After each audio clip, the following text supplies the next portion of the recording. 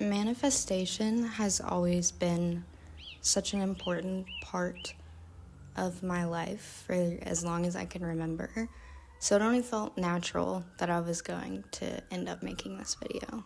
I feel like a lot of people off the bat just naturally shrug off manifestation because it's like frou-frou and not really a thing and, all the stereotypes. But there is a lot of really good science-backed psychology, for example, that has proven to us some really useful and beneficial takeaways from manifestation.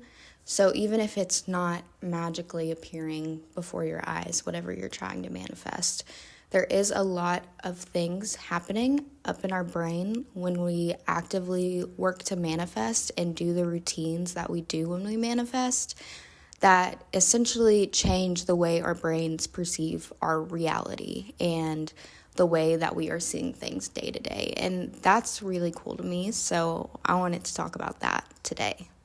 In this video, we'll talk all about manifestation, and we're going to discuss a few interesting psychology-based facts around manifestation and the process and how it can help us basically live our best life and be our best self. So hopefully this will convince you that there is some power behind manifestation and how it works in our brains and for us.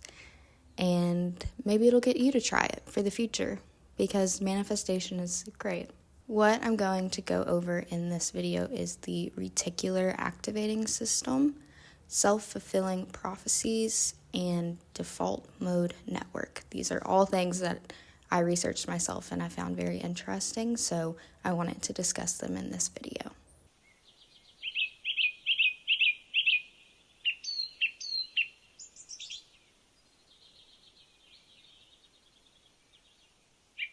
The Reticular Activating System is the first thing we'll discuss today. I thought it would be beneficial to explain what this even means in the first place because going into this, I had never heard of this term before, of course. So, Reticular Activating System is basically the system in our bodies that works to identify which stimuli are important and things that we should be consciously observing in our environment. So if you are in a grocery store, for example, grocery stores are super loud, people talking everywhere, the sound of the carts and getting bags and all of the sound that comes in a grocery store. If someone is to say your name specifically, then you're going to pay attention to that and turn around or look for that person or whatever. And that's your reticular activating system working to pick up on that stimulus precisely instead of the bustling of the carts or something falling down from the aisle. Those are all kind of just wiped away in the subconscious happening and we're not paying attention.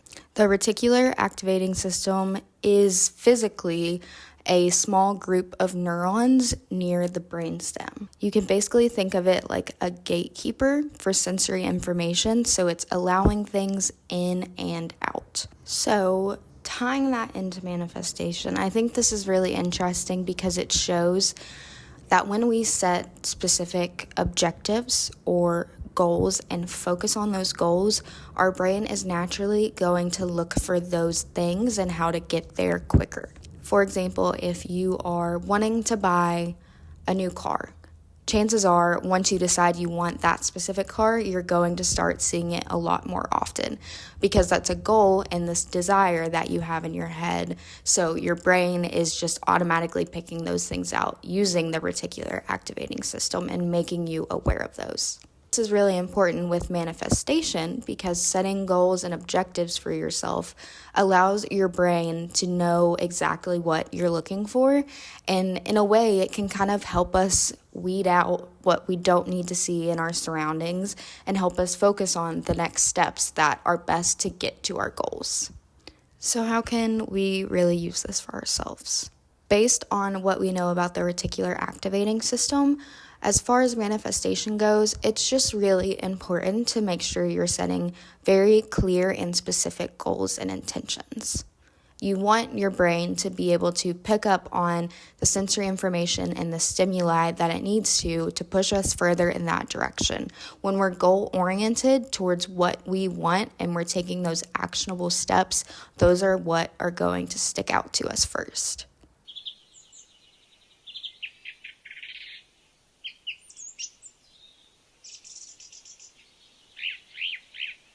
This next one is probably something that we all learned about in high school in our psychology classes, but I thought this would be very interesting to relate to today's topic in manifestation, and that is a self-fulfilling prophecy. This term was coined by sociologist Robert K. Merton in 1948. What a self-fulfilling prophecy means is that internally, when we have a belief about something relating to an action or an item with ourselves, whether we believe it or not believe it to be true, whatever this example is, that's going to subconsciously impact how we perform or how we do that task. So, for example, if you're in school and there's a math test, if you believe that you're bad at math and you have that specific notion inside, then you're probably going to end up not even studying because it doesn't matter and you don't care and you think it's not worth it because you're going to fail anyways. So then when you show up to take the test, you didn't study, so you don't have a good chance off the bat, and most likely you might end up failing. When we manifest with positive goals and clear goals and intentions, we're allowing ourselves to be the positive end of the self-fulfilling prophecy. So, the same example on a math test, someone who believes that they will do great in the class and they will pass, they're going to be prepared to study, prepared to do extra problems, do whatever they need to do because they know they'll do good on the test if they just prepare for it. This is why this is important for manifestation, because we can think about it in the same light. If I have a particular goal or something that I want to manifest, then if I am truly believing in myself, I'm going to keep seeking out the next actionable steps that I can take. And I think that's really, really important to be aware of and just try to cheat the system in a way in your own life, just by using positivity and reminding yourselves that your goals are there and they can be done, then we're going to subconsciously want to work harder for them, which is awesome. So what can we take from this? Because a self-fulfilling prophecy is so specific to us, it's important that we work to monitor our daily thoughts and the things that we say to ourselves internally. If we're naturally seeing very negative thought patterns and thought loops, then that could be contributing to any self-fulfilling prophecies in your life. So be sure to really focus on grounding yourself and being present in the moment when you are manifesting, and just in everyday life too, because we don't want to accidentally contribute to those negative thought patterns. This is going to allow you such better progress with manifestation because you're really wanting to implement those changes into your subconscious and into your life.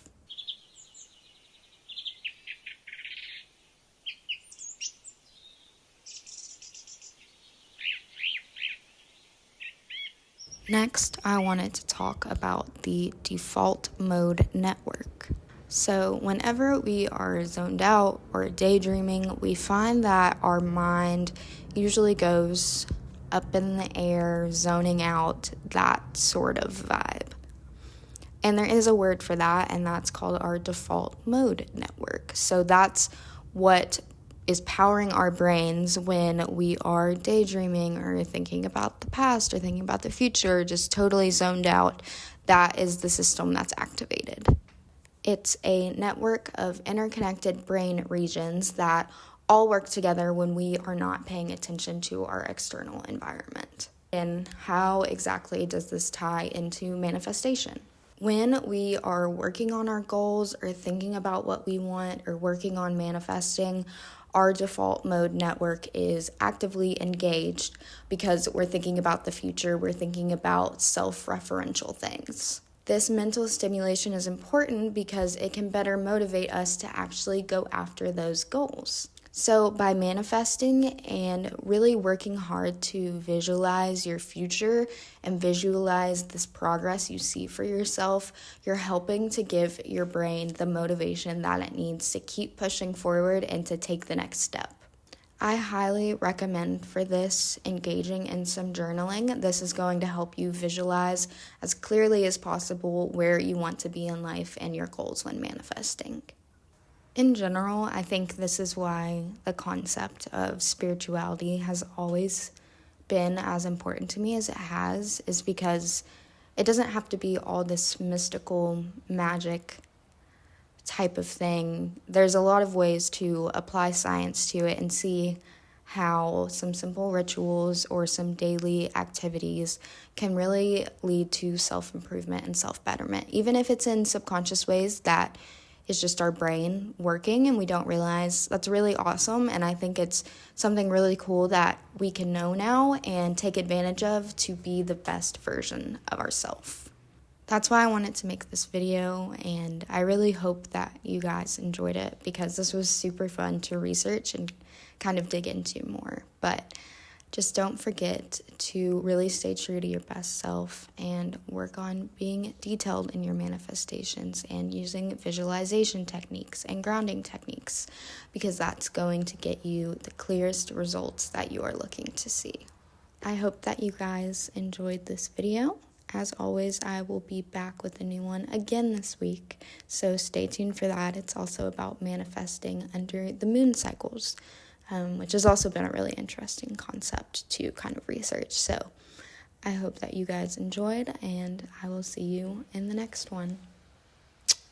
Bye!